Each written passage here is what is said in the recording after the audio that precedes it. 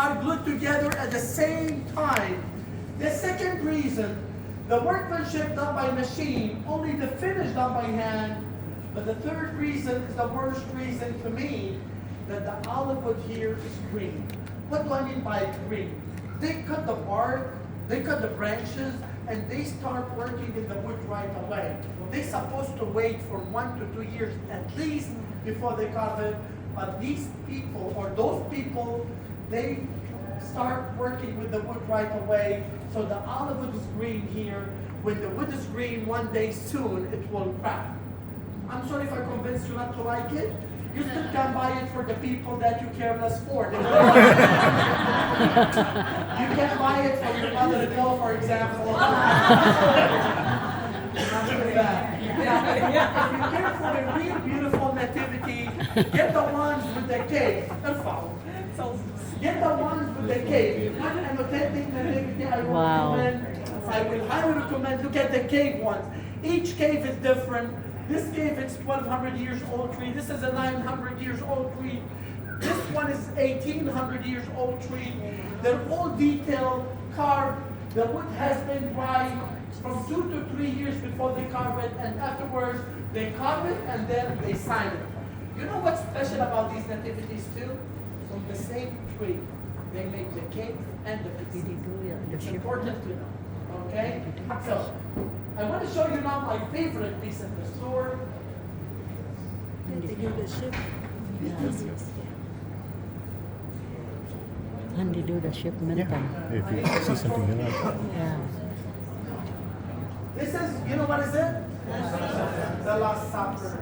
Now, I like this Last Supper, but this is not my favorite one because Jesus in the middle of the table. You know, when Jesus in the middle of the table, this is the Da Vinci setting. It's not the real setting of the Last Supper, Father. It's not the real setting of the Last Supper. When you go to the upper room, you will see the real setting of the Last Supper. That Jesus, he was the host. In the Jewish time, when Jesus is the host, he is the second person on the left. Reclining, he was the host. The first one is John, the beloved Jesus. The third one is Judas holding the money. And this is Peter. Peter, he was the servant of the banquet. It was like a U shape. They used to recline on the floor and passing the food from one to another. What's special about it according to the Bible? That Peter is giving a sign, a signal to John, the beloved Jesus. The sign is who is going to betray Jesus, right?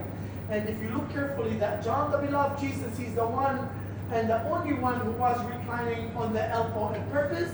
Why? So he can whisper to Jesus and no one sees him, who's going to betray you? And Jesus answers in a loud voice, the one who's going to betray me is eating from the same plate. And afterward, Judas left the table right away. It's a 2,500 years old tree. It's all made out of one piece of wood. Very unique, very special. I think it's too big. Of course, we have the medium size, we have the smaller size, we have the cave size. I'm just telling you, I'm talking only about the idea of the Last Supper, and it took the artist over a year to make. That was made by Mr. Zechariah. Zechariah, most likely, Father, he does like the big items, like the church items, like the Station of the Cross, the other stations, the huge nativities. Most of the pieces were made by Zechariah. If you search him, he's the best artisan, not only in Bethlehem, but in all over the country.